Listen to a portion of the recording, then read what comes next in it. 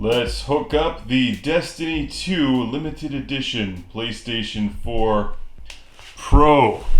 Pick this guy up to work with my VR headset, and I needed this to compare the standard old PlayStation 4 with the PS4 Pro for my upcoming ultra-massive PlayStation 4 Collector's Review Guide.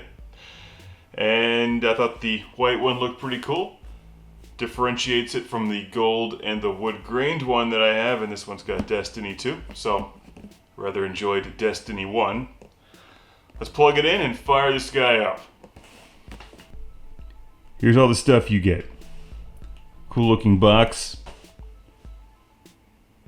Bunch of laser guns aren't going to do much against the Death Star, but I suppose they'll figure that out on their own. I'm already a professional when playing Atari 7800, but now I'm a professional when playing PlayStation 4. So that's good. I'm curious to see if there's any difference between this and the PS4 Slim. It was more expensive, so there's that.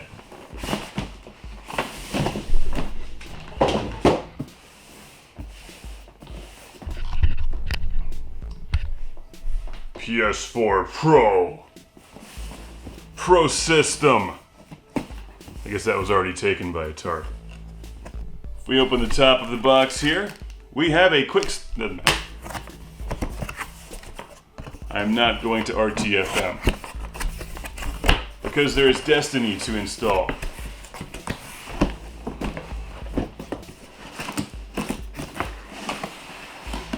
Ooh, a physical version as well. Good, I'll take some pictures of this. What do we have here? Why, it's a power cable. There we go. Yet another PlayStation 4 controller. This should be the newer model, right? The ZCT2U wireless controller. You see this one over here? It's my older one. This is the ZCT1U.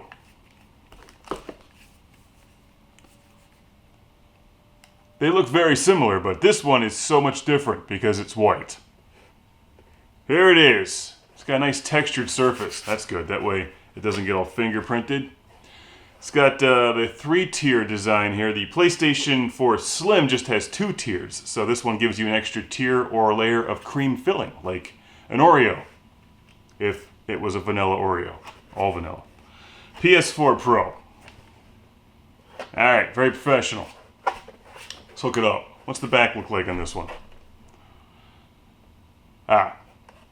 Okay, so they kept the optical audio output on the PS4 Pro. The Slim did away with that, which doesn't really affect me all that much since I use HDMI for my audio, but if you don't, that optical audio should come in handy. And you get a free piece of blue tape. Okay, here's my workbench, which is a mass of wires and game systems, like usual. Going to have to remove one of these game systems. Should I remove the Sega Genesis? Or the Dream... Oh wait, hang on. This is pretty obvious. Over here, we have an N64. Now that can go. I'm just joking about the N64. I'm actually playing F-Zero X right now. We'll move the PAL Dreamcast on top of that. Big thanks to my friend Anton in Germany for sending this, along with the Toro box and the largest SCART cable that I've ever seen anywhere. It's insane. Alright, let's plug this thing in. Start up some Drive Club VR on the PS4 Pro. Mark! You've done it again! Back in the day, you just plug in your Genesis or your N64, your Dreamcast, and they would just work. But now I'm afraid we're going to have to endure like 20-30 minutes of logging in, installing updates, and who knows what else.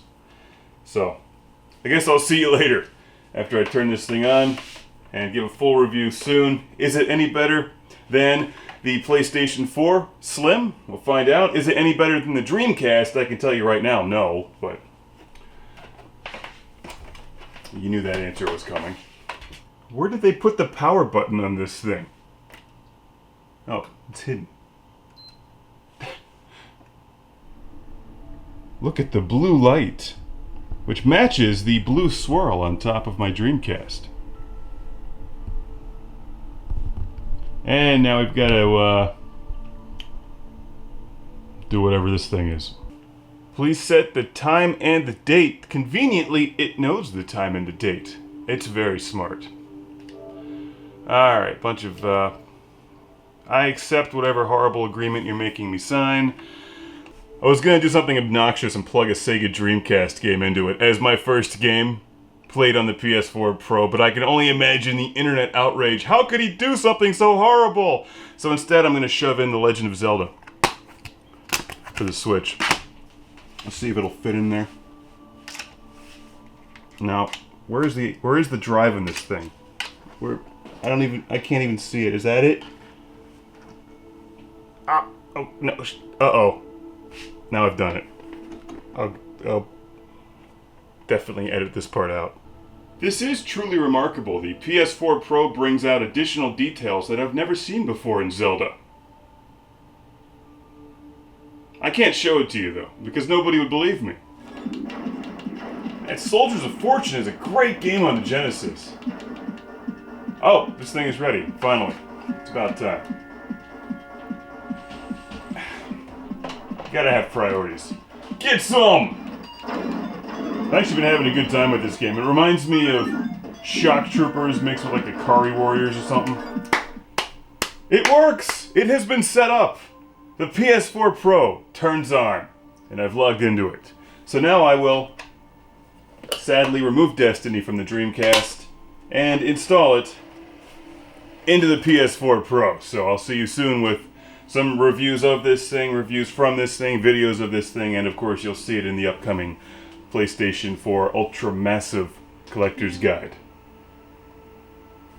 I'm going to have to shoot this against a black backdrop because it's white. Same problem with the Dreamcast. And fun fact, many of you may not know this, but the best way to keep your PS4 camera mounted is to use a Sega Genesis power supply. It fits perfectly under that. Look at that.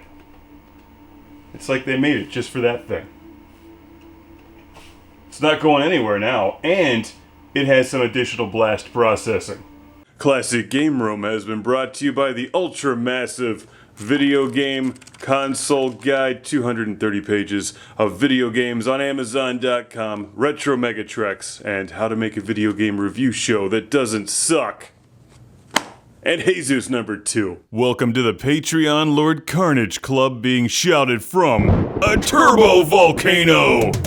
Michael and Ariana Nelson, Ian Shore, Stephen Chucknick, Al Stever, Rick DeBarros, Jason Goy, Andy Schleiss, Sergio Matthias Hergert, Philip Strabenmuller, Jack Stavris, Ohad Kane, Simon Allen, and Sean Zoltek.